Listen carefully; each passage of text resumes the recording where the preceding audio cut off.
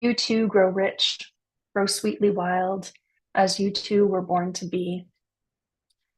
This is a story about how I have been growing more rich and more sweetly wild over this past year. It is a story of how I am learning to live more into our Unitarian values, particularly of interdependence, and how mushrooms have supported me along this path. 8 years ago, we chose to move to rural Nova Scotia for my husband's work. While the move brought economic security to our family, it presented a number of challenges, including pulling me from my spiritual home at First U and displacing me also from my place of birth. The nearest Unitarian church is in Halifax, a 2-hour drive away, hardly conducive to weekly attendance. In a heavily Catholic town, I struggled to find others who shared my spiritual values. In fact, my values felt most aligned with the local Mi'kmaq community than with any of the places of worship attended by other white Anglo settlers. But as a non-Mi'kmaq person and a come from away, I felt like an imposter. Like so many of us, I was living on land disconnected from my ancestors. I felt a hunger to be in true relationship with the land, but lacked a vocabulary and community to support me in doing so. Since accessing a UU seemed to be off the table, I focused on forging a relationship with the land as my source of spiritual renewal. I took up beekeeping because I studied a form of European shamanism based on the sacred honeybee. During the pandemic, we raised ducks and grew our own fruits and vegetables. I spent a lot of time outdoors, cultivating and caring for things, but much of it felt utilitarian and, in retrospect, a bit colonial. Honeybees are not native to North America. Rather than appreciating and cultivating a relationship with the more than 200 species of native bees, I was trying to keep honeybees alive in a climate and hive environment that were not suited to their survival. After 3 years of losing bee colonies, I admitted defeat. I couldn't put another hive through that suffering again. I have deep appreciation for the land in Nova Scotia, the gorgeous vistas of rolling hills, the sunset over the ocean, the fresh wild blackberries outside my doorstep. But it often felt like my appreciation was voyeuristic and superficial. I would take photographs of the local wildlife, the beaches and the wild strawberries, and post them to my Instagram feed, as if to craft a story of land connection that would be believable, not just to folks back in Ontario, but to myself. Then a series of events began to unfold that shifted everything. As part of my professional commitment to providing effective mental health services for veterans and others suffering from post-traumatic stress disorder, anxiety, and depression, I enrolled in a new training program at Vancouver Island University to study psychedelic assisted therapy. There, I met a fellow Nova Scotian, Keith Williams, who has family roots in a Mohawk community in Southern Ontario. Keith's biography on Athabasca's faculty page states simply and humbly that his main interest is learning how to be a better relative to the more than human world and supporting others to do the same. Keith is a trained mycologist, but also has a deep personal relationship with mushrooms, which he cultivates and tends to in the same way we would tend to relationships with family members. Through him, I began to see mushrooms not just as a tool for mental health treatment, but as members of our other than human family, members that deserve our respect. As part of a series of events related to my education in psychedelic assisted therapy, this past October, I attended a psilocybin experiential training for healthcare professionals focused on end-of-life care. Having spent a year training in psychedelic assisted therapy, I knew intellectually that psilocybin mushrooms are one of the safest mind-altering substances in the world. There is no known lethal dose. Nonetheless, as I prepared to leave my husband and daughter and fly to Jamaica for the training, where psilocybin is legal, I couldn't help but contemplate the theme of the training. My own mortality was very much on my mind. The 5-day training consisted of 2 medicine journeys. Both were facilitated by a skilled therapist with decades of experience in the field. The setting couldn't be more idyllic.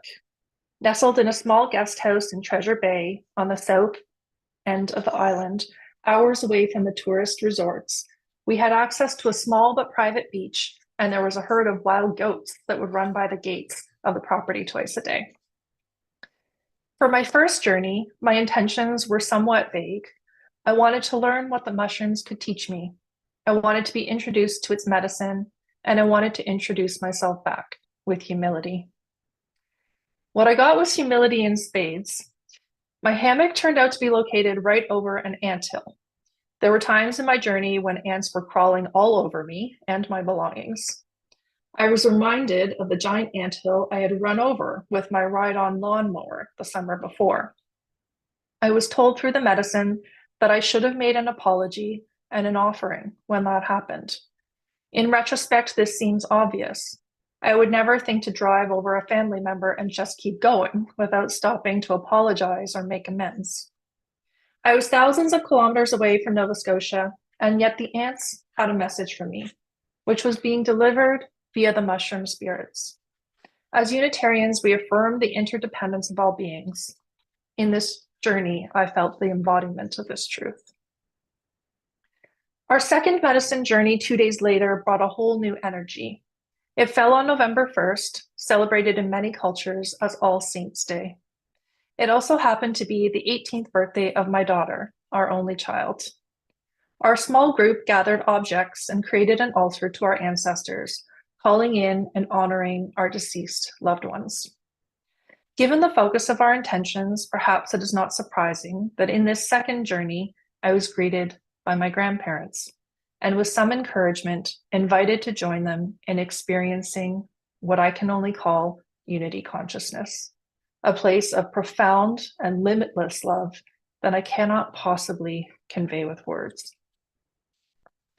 During one part of this medicine journey, my grandfather, who came from a family lineage of Anglican ministers, invited me to consider ministry as a calling, an invitation so surprising that I nearly fell off my hammock.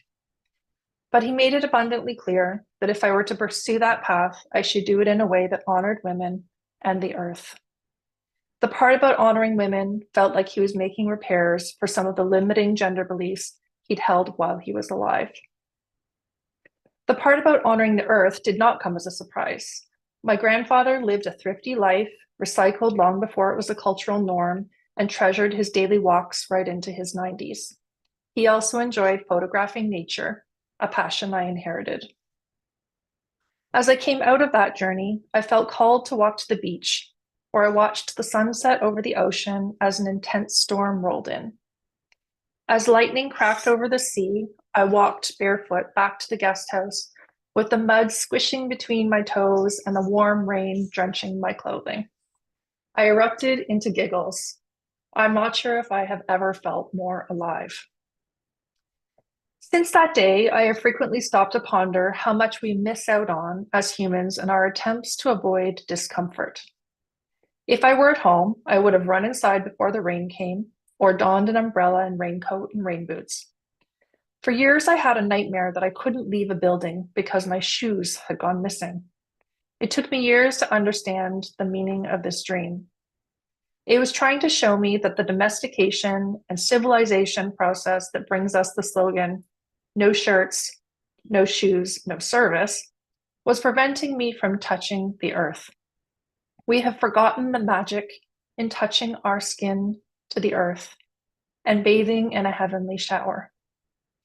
In Exodus, God says to Moses, "Take off your shoes. This is holy ground." God doesn't say, "Put on your shoes. This is holy ground." Not long after I returned from Jamaica, my friend Keith was asked on a webinar how white people can begin to develop an authentic relationship to this place. His response touched me. He spoke of the importance of learning the preferences of things. He talked about his relationship to the mushrooms and how he notices their preferences. Where do they like to grow? What are the conditions that support them? What do they like to eat? It was simple yet powerful advice. A couple of months after hearing this advice from him, I discovered the Merlin app. For those of you who don't know, the Merlin app was developed at Cornell University and enables bird identification through the recording feature on your phone. I come from a family of birders, and I have two bird tattoos, so birding felt immediately like an authentic way to explore the land around me and learn the preferences of things. All of a sudden, walks have become not just an opportunity to exercise and enjoy good conversation with my friends and family. They've become daily adventures of bird discovery that bring delight and curiosity as I begin to learn of the preferences of the robins, finches, cedar waxwings, and other species of birds living in the woods around my home. But one Sunday morning this summer, I awoke and went out to listen to the birds with my Merlin app primed on my phone in one hand and my binoculars in the other, and I began to notice a discomfort in my body.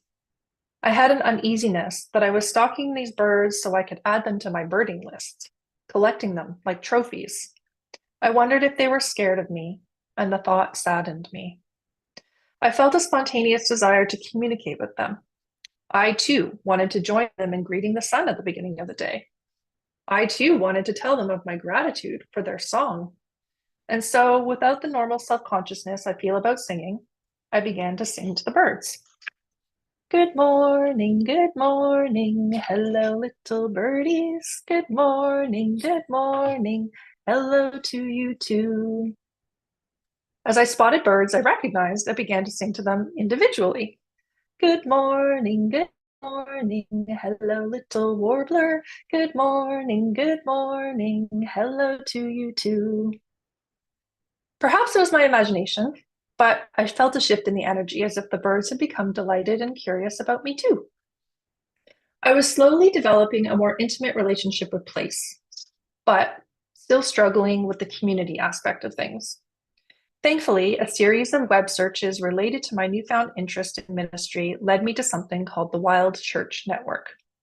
According to their website, wild church gatherings offer opportunities for contemplation, grief and praise, movement and song, solo wandering and wondering, advocacy, ecological restoration, and activism on behalf of and in collaboration with the beloved others in our watersheds.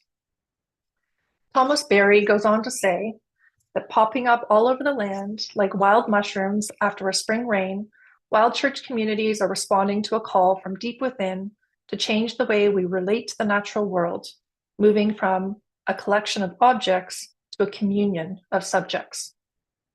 As serendipity would have it, there was a wild church in my little town of Antigonish, run by the local Anglican priest, Natasha. I attended my first service there in July, in which we took 40 minutes to saunter the beach before returning to share our stories and insights. Yesterday, we gathered again, this time on the land of the Sisters of St. Martha, and I chose to walk a contemplative path through the woods. Knowing this was holy ground, I took off my shoes and walked the path barefoot. As I walked, I sang my morning birdsong, but without even realizing it, I shifted the second part of the song from hello to you too to hello, how are you? When I noticed what I had done, I realized I couldn't ask this question unless I was prepared to pause and listen for the answer. So I paused and listened, and I felt I could hear not just the birds, but the insects and land answering back. Those woods are a holy place, used for decades for deep spiritual contemplation. The beings seemed to echo back that contentment to me. As I scurried to get back to the group in time for our storytelling, I began wondering what I might hear if I truly began listening to the answer to that simple question, how are you, every time I went outside my home. What might the birds and bees reply to my inquiry after I ran my loud lawnmower around the yard? What might a bird reply after accidentally colliding into my window? In this moment, I was struck by what a different world we would live in if everyone on Earth was in relationship with a more than human world right outside our doorstep. As Unitarians, we affirm values of love, interdependence, transformation, and equity. But how often do we feel the resonance of these values in every cell of our body? How might a willingness to ingest and partner with a sacred medicine like psilocybe mushrooms support us in more deeply embodying our UU values? While there is a flurry of research and capital investment going into using and producing these medicines for the benefit of our mental health care system, there is a less talked about aspect, which has to do with how we can use these medicines to change our relationship to each other, ourselves, and the planet. As Terence McKenna says, psychedelics are illegal not because a loving government is concerned that you may jump out of a third-story window. Psychedelics are illegal because they dissolve opinion structures and culturally lay down models of behavior and information processing. They open you up to the possibility that everything you know is wrong. In fact, the legal case that is currently making its way through the courts in Ontario is not a case about access to psilocybin as a mental health treatment. It is about access on the basis of freedom of thought. Lawyers Paul Lewin and Jim Dean are arguing the case by demonstrating evidence that psilocybin promotes interpersonal closeness, gratitude, well-being, compassion, empathy, and spiritual experiences, among others. When I read this list and reflect on my own experiences, I can't help but agree. I also can't help but see the parallels between these qualities and our UU values. I am by no means suggesting that psilocybin specifically, or psychedelics more broadly, are a panacea or are appropriate for everyone. Far from it. But I am suggesting that there is an interesting alignment between the gifts of sacred medicine, an Indigenous worldview, and our UU values that is worth exploring. There's something fundamentally ironic about taking a mushroom, synthesizing it in a lab, getting a prescription for it from a doctor, and dispensing it in a clinic under artificial lighting.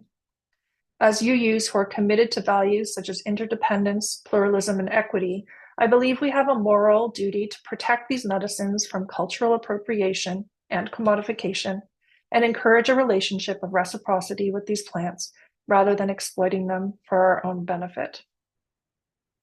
I know I still have a long way to go to move into right relationship with the other than human world, and to feel that I have earned my place amongst the trees and river and creatures that surround my home. But I also know they are rooting for me. I know that the mushrooms my friend Keith gathers from the land want to give me the patience to sit and watch a spider build her web for 3 hours, as I did one afternoon.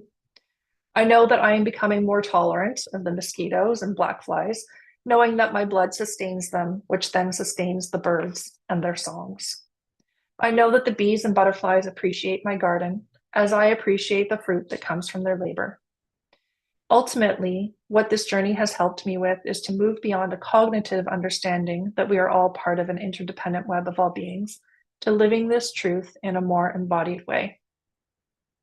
I want to close with a quote from Victoria Lours, the founder of the Wild Church Network and the Seminary of the Wild Earth, where I will begin training in eco ministry next week.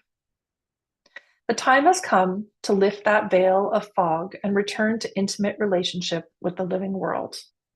More and more of us are taking our place, once again, as full participants in the web of life, which we remember is held together by love.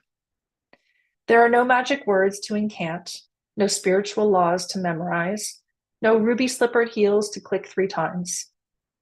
You don't need to read 100 new eco-theology books, or to leave the church or become an animist or a pantheist, although you can if you want to. You simply need to learn how to listen and allow your heart to be broken, just like you do every time you fall in love.